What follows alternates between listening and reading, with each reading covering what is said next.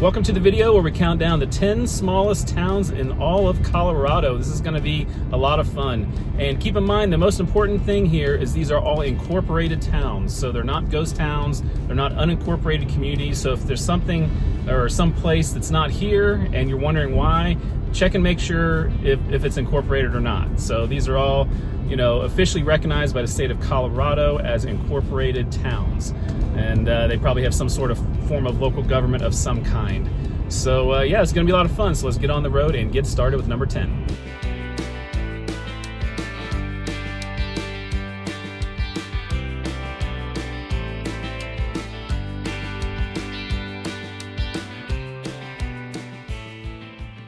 Starting out our tour in Kim, Colorado, population 63, and we're in the southeastern part of the state, and you're gonna see that we have a lot of towns in this part of the state. There's like 6 of the 10 down here. Kim is kind of in the middle of those, and it's the largest town that we're gonna be in today. It was actually named after a book. I'm standing here in front of the high school, so it's pretty cool to see an old high school like this still standing. So let's take a little tour around Kim and learn more about the history. Kim is in southeastern Los Animas County, established during the early 20th century dryland farming boom and named after the Rudyard Kipling novel Kim. It's had a post office since 1917. In the 1930s, the community had a bustling commercial sector and a population around 700. However, droughts, including the Dust Bowl, caused severe depopulation, shifting the town's focus primarily back to livestock and agriculture. To provide employment during the Great Depression, the government built a massive stone complex, including a high school, elementary school, and gymnasium built between 1933 and 1941. It remains an impressive example of New Deal rustic architecture. Kim wasn't formally incorporated until 1974, sits on the western edge of the expansive Comanche National Grassland. So since it was incorporated in 1974, there's no official population until 1980, and it was 100 at that time. Dropped off in the next census, and then it's kind of been around the same in the 60 to 70 range.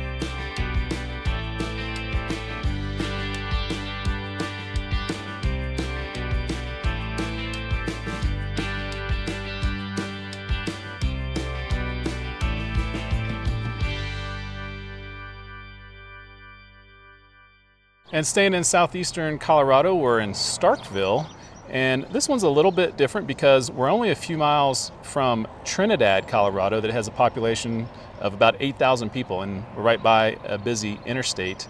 But this town is probably largely forgotten over here. So we're right on the railroad, and basically the houses and the old businesses are on both sides of the railroad, and this was an old mining town, and you can see where it built up. There's some cool old buildings here to check out, like the one I'm standing here, an old Coors beer sign on an old building. So let's learn more about Starkville. Also in Los Animas County, this is Starkville. It was established in 1865 as a company-owned coal mining town. Post office was started in 1879. It was once a major hub of industry along the Santa Fe Trail and the Atchison, Topeka, and Santa Fe Railroad. It was originally called San Pedro. The town was later renamed after the local mine owner Albert Stark. At its peak, the town employed hundreds of miners who mined coal and operated coke ovens to feed the steelworks in Pueblo. The railroad piped in fresh water from a reservoir near Fisher's Peak in 1881, making it one of the first southern Colorado coal camps with a dedicated water system. It had a stone schoolhouse that was used from 1881 to 1965. In 1910, a massive subterranean explosion at the Starkville mine killed 56 miners. The unsafe conditions and grueling company town dynamics contributed to deep tensions, ultimately leading to the infamous 1914 Colorado Coalfield War, where workers actively rebelled. Coke production ceased in 1918, and the mine operations permanently terminated in 1921. So population is interesting because they have a census figure in 1890 of 928, and then not until 1960, and you can see how it's been consistently dropping off, even though it's not that far from a town. So in 2010, dropped to under 100 by quite a bit and leveled off a little bit in 2020.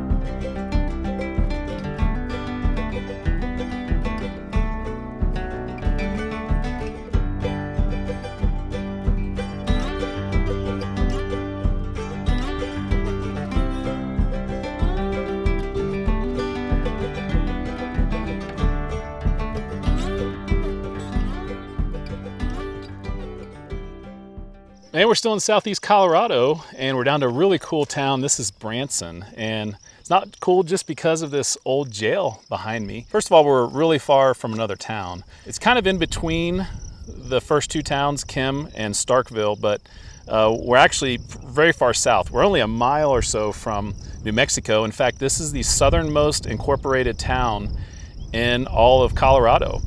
And because it's so far from everywhere, there's still a school here because there's people that live either in the town or in the kind of area here. But it's very vast, very wide open. Another town here in Los Animas County. Branson was originally named Calo Flats, and they had a post office that opened in 1915, changed in 1918. The town was named for Josiah Branson, who platted the town on his land. It was incorporated in 1921. It's located north of a break in the mesas, which separate southeast Colorado from northeast New Mexico, the route of a minor branch of the Santa Fe Trail. It was founded near Wilson Switch of the Denver, Texas, and Fort Worth Railroad, a predecessor of today's Burlington, Northern Santa Fe. Despite being unsuitable for farming, many homesteaders attempted dryland farming in the early 20th century. In the early 1920s, the town boasted 1,000 people, 3 grain elevators, as well as a bank and a newspaper. 2 fires within a year, drought beginning in 1925 and the Dust Bowl in the 30s caused the population to decrease as the economy turned from farming to ranching. As a measure of the village's isolation, residents shop in Trinidad, an hour's drive away. Quite a haul to the grocery store. In 2001, Branson's K-12 school was down to 41 students. 2 teachers out of a number of 8 had been laid off. The school began developing online classes for students and expanded this idea into an online school for students anywhere in Colorado. The state of Colorado paid for a computer and internet connection for online students as well as per capita funding to schools. Branson quickly became the second largest online school in Colorado, enrolling over 1,000 students in the fall of 2003.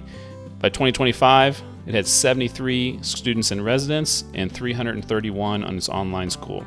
You can see there the population, even though it was 1,000 in the early 1900s, it had dropped off to 237 by 1930, and by 1970 into double digits, and it's kind of held in that range. 57 is the lowest it's ever been.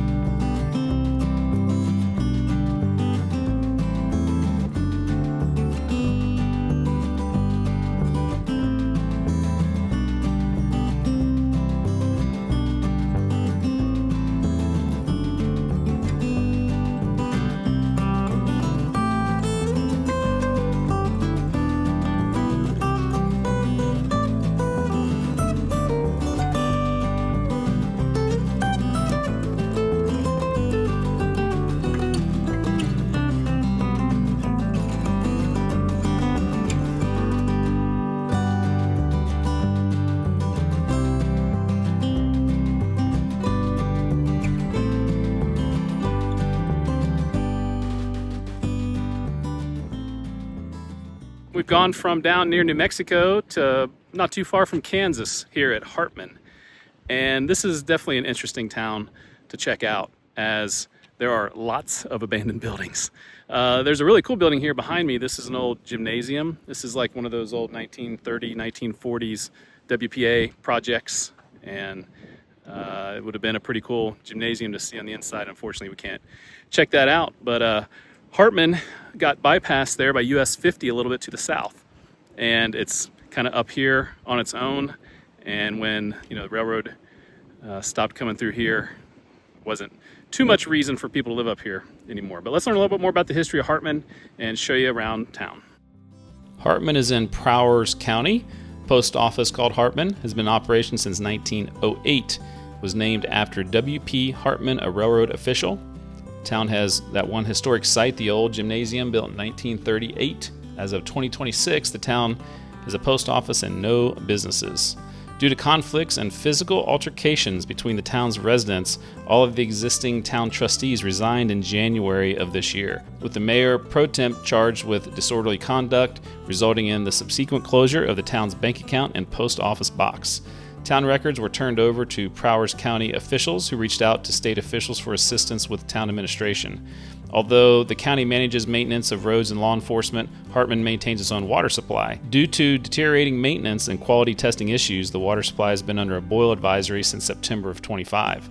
And the collapse of the local government in 2026 has threatened the provision of water due to the inability to purify the water. Will be interesting to see if Hartman stays a incorporated community or not. So population-wise, there in 1930 had its highest number of 269, dropped off steadily since then, and you can see in 2020 it's really dropped off to 56. Like I said, it will be interesting to see what happens by 2030.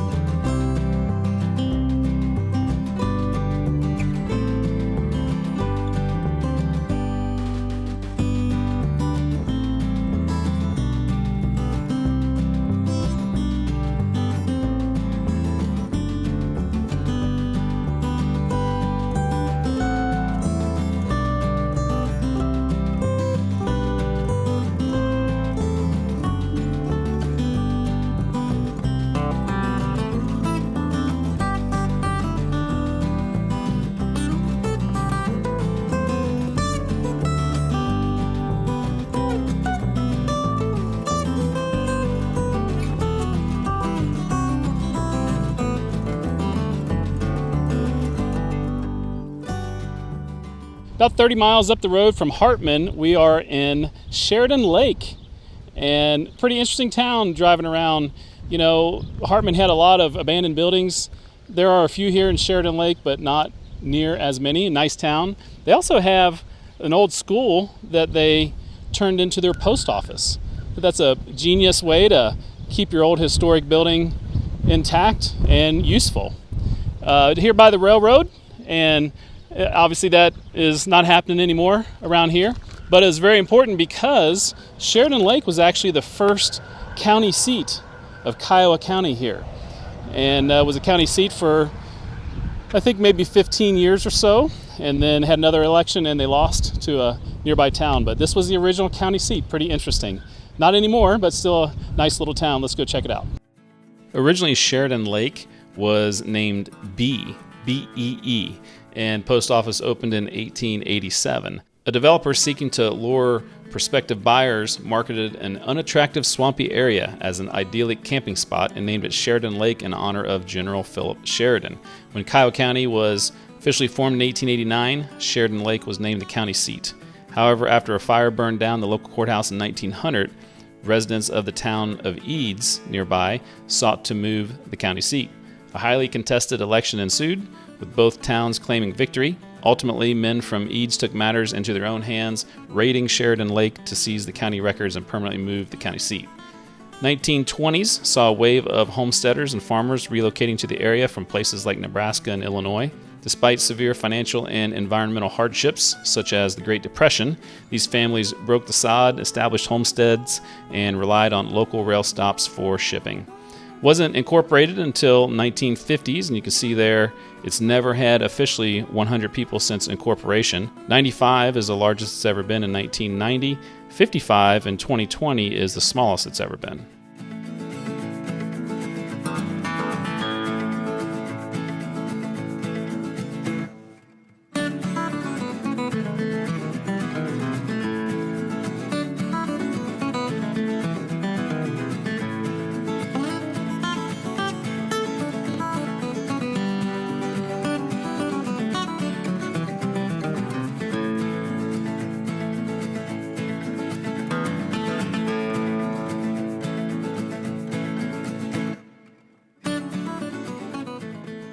We're now kind of in the middle of the list here, number 5 in Paoli, up in the northeastern part of Colorado. It's interesting, it's the only town in the northeastern part of the state represented on this list. So I'm here by the railroad, and that had a lot to do with the history and as it was settled, and probably why it's still incorporated. A lot of towns up here are unincorporated or ghost towns at this point. It never was very big, but it's actually bigger than it was about 30 years ago. So let's learn more about Paoli.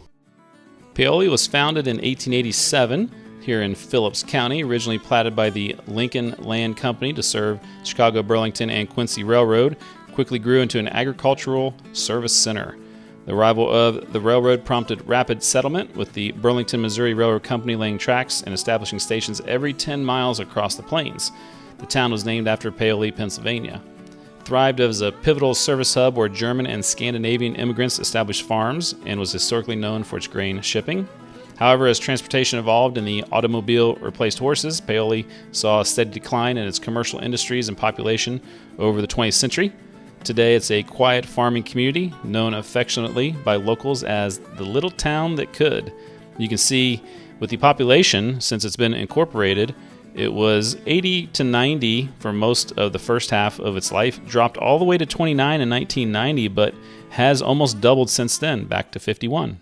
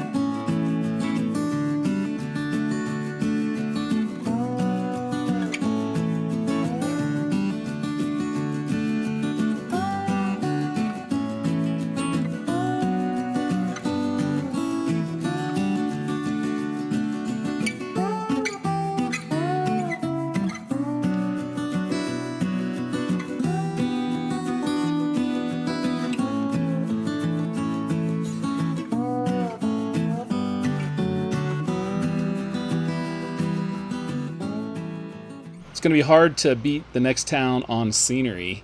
And the fourth smallest town, this is Sawpit, kind of an interesting name. Obviously, that's a nod to the mining history here in Sawpit. And, we're sitting right in the mountains, and it's this beautiful kind of reddish, darkish red dirt. It's been raining right before I got here, so luckily it stopped. We are on a road that has some traffic back and forth. Not too far down the road is a Telluride, and so that's a pretty popular little tourist town.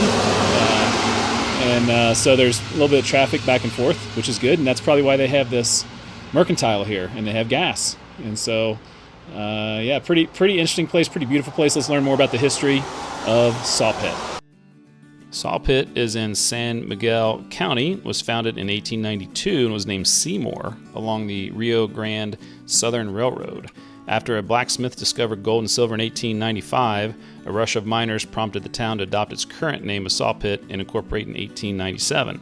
Originally thriving as a placer camp and mining supply stop, it produced massive amounts of ore shipped to Durango. The original Sawpit Mercantile and Hardware store, which I was sitting in front of, opened in 1897 to supply local miners. Throughout the 20th century, the building served as a post office, tavern, and general store. Like many mining towns, the population dwindled as the mineral veins dried up.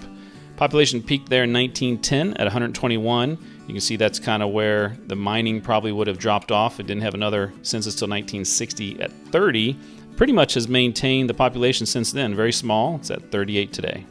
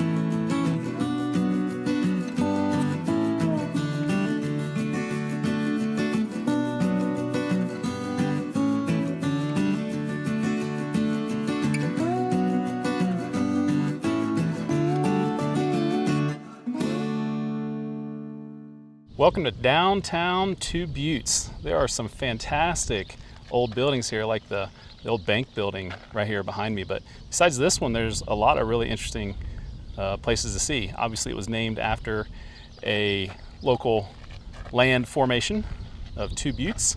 But yeah, down at 34 people, it's interesting to explore around. A lot of empty buildings and houses, but there's still people here.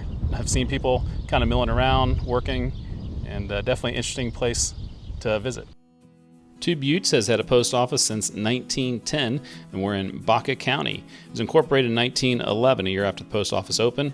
The existence hinged on the construction of the Two Buttes Reservoir, built entirely by human and animal labor to irrigate local farmland under the Carey Act. It became one of Colorado's longest-standing earthen dams. Founded in 1910 without ever being served by the railroad, Two Buttes nonetheless peaked at roughly 2,000 residents during its early agricultural heyday. Surviving the Dust Bowl, the town received a boost when the WPA erected the Two Buttes Gymnasium between 1935 and 1937. Because the reservoir struggled to retain adequate water for irrigation, it was sold to Colorado Parks and Wildlife in 1970, transitioned into a popular wildlife and bird-watching destination. By 2026, natural evaporation largely depleted the reservoir, prompting local authorities to adapt the empty lake bed into a wildlife habitat. So population there, you can see, was, when I mentioned 2,000, was definitely before the first census, and then dropped heavily off to 93, and then went up a little bit there during the Dust Bowl Depression years, surprisingly, and gradually declined through the years. The 34 that it's at now is the smallest it's ever been.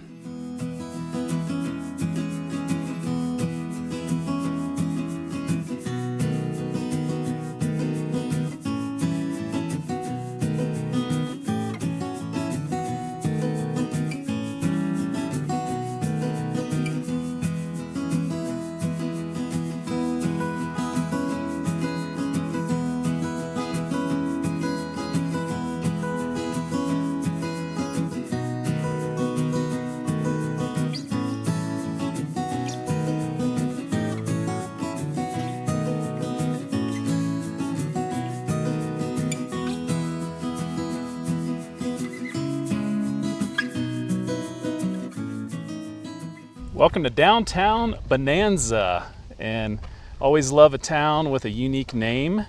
And when you think of Bonanza, you probably think of old Western TV shows. And this could have been the setting for something like that. Obviously the population is teeny tiny now, but it used to be pretty large, over 1,000 people. Let's learn about the history of Bonanza and see what else they got around town. Bonanza is in Saguache County. In 1880, Tom Cook of Salida stumbled upon ore deposits while searching for horses. Prospectors flocked to this location, and the town of Bonanza City was founded. The post office opened in 1880, and Bonanza City was officially incorporated in 1881. In the first 2 years of its existence, the population ballooned between 1,000 to 1,500. At the time, population of mining towns was determined by the number of saloons and dance halls instead of census takers taking an actual count. Bonanza City had 36 saloons and 7 dance halls. After a significant decline, another mine was opened in 1923 until it closed in 1930. Post office closed officially in 1938. Town shortened its name to the town of Bonanza. So when you look at the population, it's pretty interesting. You can see before 1890 is when it had that 1,000 to 1,500 people, went way down, and then 1930 back up with its second little mining boom, and then back down all the way to 8 in 1980, and now it's at 17. It's doubled since then. It's been pretty steady. You know, it hasn't really lost or gained much in the last 40 years.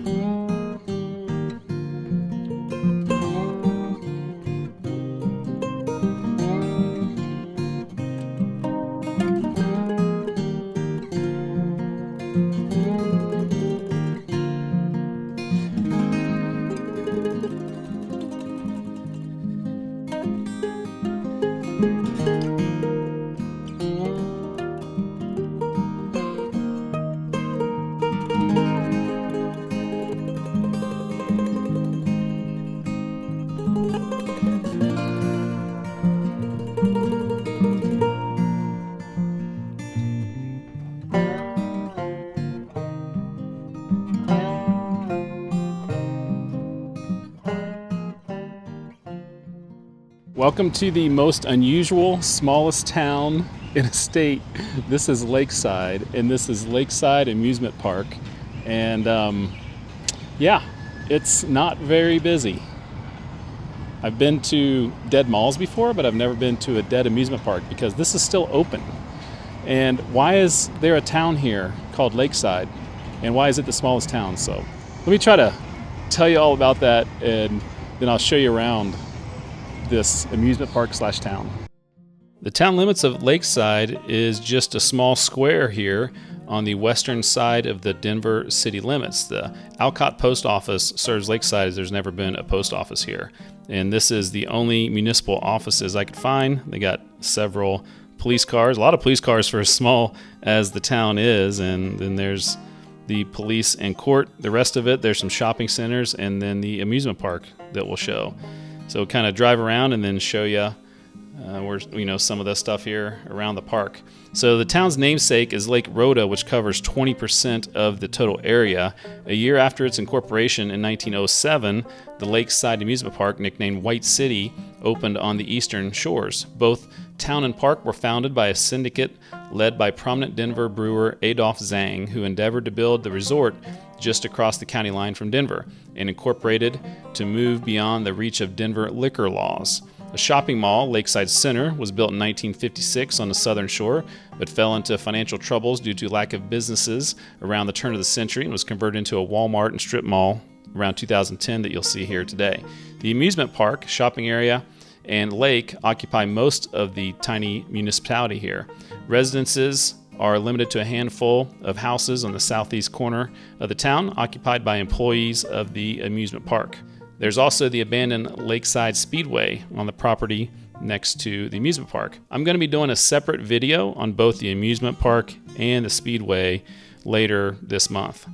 So when you look at the population, there when it first incorporated, it had over 100 people living in this tiny little space, and then dropped off a lot by 1920, kind of maintained its population, went down to 8 in 2010, and then back up to 16 in 2020. And like I mentioned, most of those people probably work here in the park. So very interesting to walk around the park, And like I said, I'm gonna make a longer video. I took a lot of footage of this park, so look for another video in a few weeks about the history of the park and the abandoned speedway.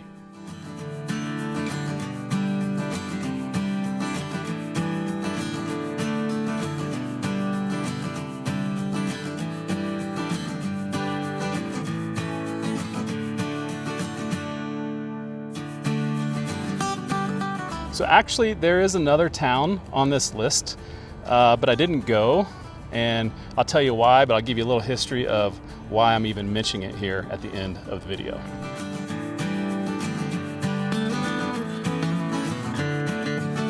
Town of Carbonate is located in Garfield County.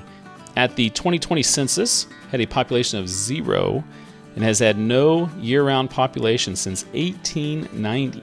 It was founded in 1879 as a silver mining camp and designated the original seat of Garfield County until voters moved it to Glenwood Springs later that year. Post office operated from 1883 until 1886. So why am I mentioning it on this list? Well, in 2014, the property owners of Carbonate voted to reactivate the town government despite the population being 0 since 1890, technically making it the smallest town in the state of Colorado. The town has summer visitors but no permanent residents, making it the only active incorporated municipality in Colorado with no permanent population. I found their website and tried to contact them via email and telephone and never got a response, so if anyone has any current info on the town, feel free to put it in the comments. Well, there you have it, the 10 smallest incorporated towns in Colorado, 10-ish. Yeah, so quite an interesting tour. Did you have any favorite towns in the list? Hard to pick for me. The last one with Lakeside was really fascinating, that how a town can be a town because of an amusement park, but then have all this stuff that's still kind of there to see, and some stuff that's not there really to see anymore, like the racetrack. So anyways, I found it fascinating. Hope you did too. And next time I'll see you down a back road.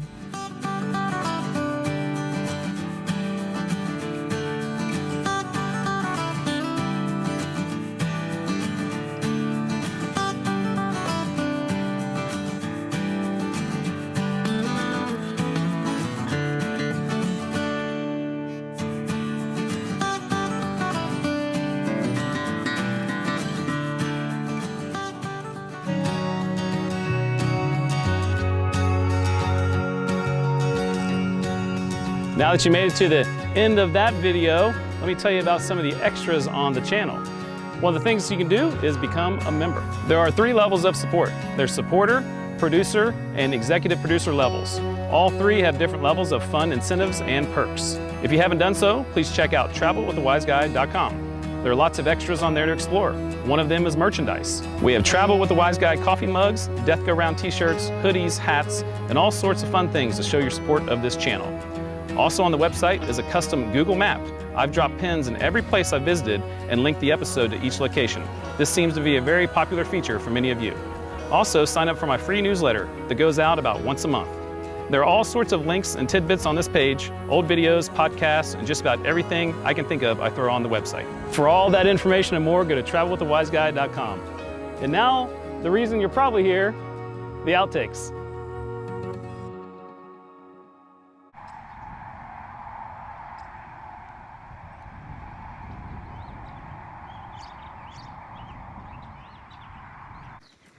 One of the coolest towns, Branson, definitely is going to have a Death Go Round.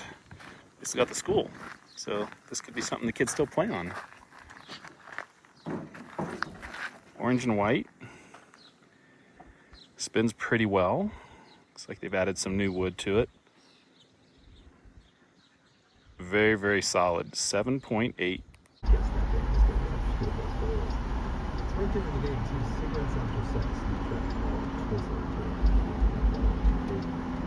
Right behind the old gymnasium here in Hartman, they got a bunch of playground equipment.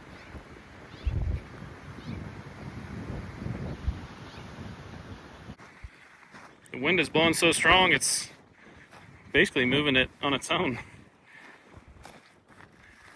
Big piece of machinery. This is heavy, but I like the blue color. Spins reasonably well. I like it. We're gonna go 7.7.